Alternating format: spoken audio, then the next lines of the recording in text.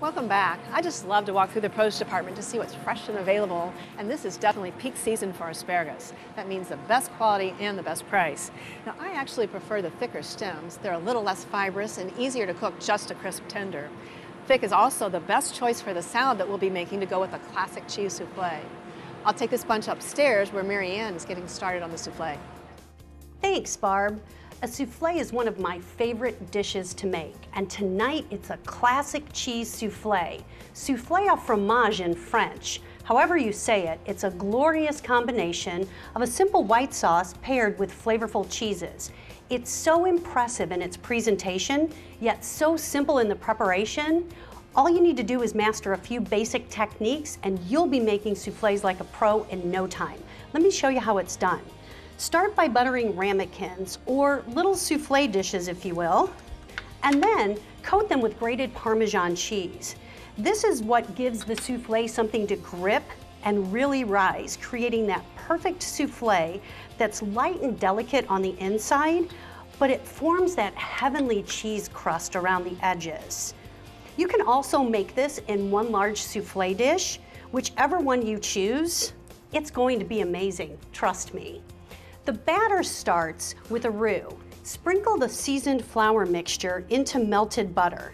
Make sure that your saucepan's on a medium heat, and by adding the seasonings to the flour first, you have a chance to make a really nice smooth roux, which is key to a good base. Continue to cook it for about a minute more, and that'll remove a lot of the starchy taste. Slowly add whole milk.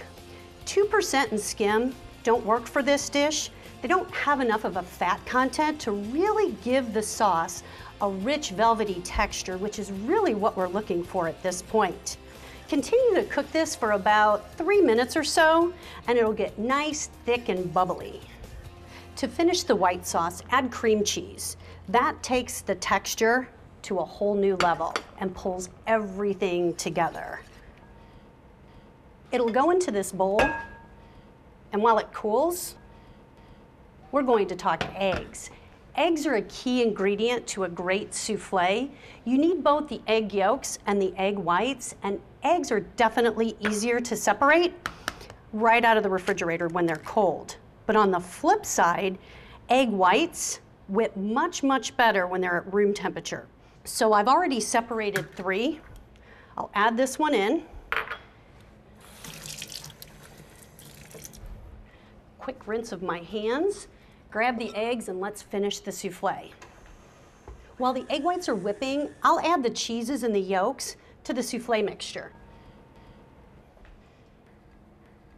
The egg whites are whipped perfectly. They have stiff peaks and a beautiful sheen. To fold them into the souffle batter, start by adding just a little bit of the egg white mixture. And at this point, you don't have to be too delicate. The whole purpose is to lighten the batter a bit and get it ready for the next step. Now add half of the egg whites in. And with a much more delicate touch, start to incorporate them into the souffle batter. Scraping around the bowl, reaching up and underneath, bringing that batter over the egg whites. Now add the rest of the egg whites. Don't overfold. It's okay to see some of the white streaks throughout the batter. And now it's ready to go into the souffle dishes. I like to use a disher, an ice cream scoop, or even a measuring cup to distribute the batter evenly among the souffle dishes. And now the souffles are ready for the oven.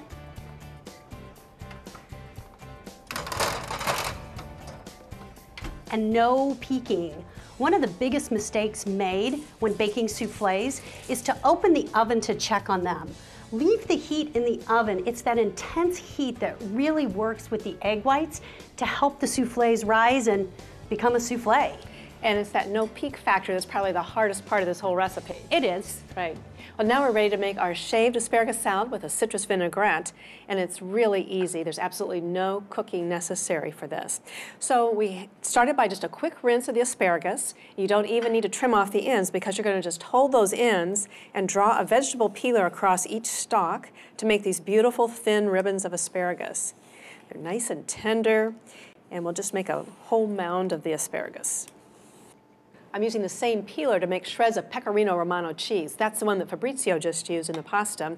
And this time it's going to have a really nice flavor that holds up well to the asparagus. Now, the dressing for this salad is very simple to make. It's a citrus vinaigrette that has a really bright, fresh flavor. I'm going to use a little bit of lemon peel first. I just want to get that really bright yellow portion because that's where you'll get all the nice flavor. And we want about 2 tablespoons of lemon juice. That's what you'll get from about half of a lemon. I'll do the same thing with an orange. That combination of orange with the lemon is really nice with the asparagus. It's just bright and fresh for spring. And about 2 tablespoons of the orange juice.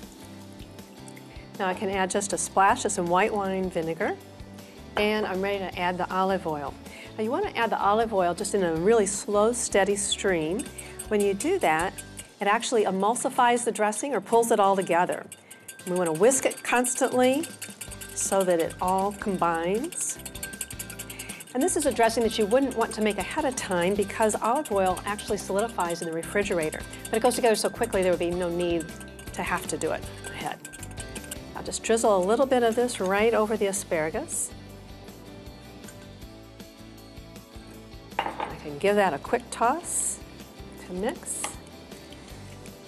And then we'll be ready to put some onto the plate for serving. This is a very quick and easy salad to make. I'll add a little bit of coarse salt over the top. And some freshly ground black pepper to finish it off. And the last touch are some toasted hazelnuts.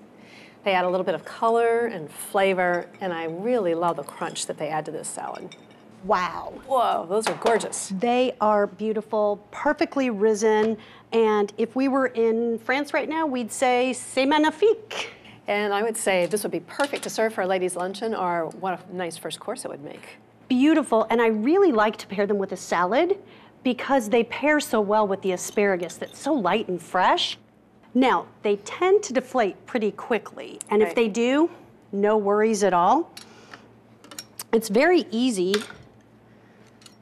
to just run a knife around the edge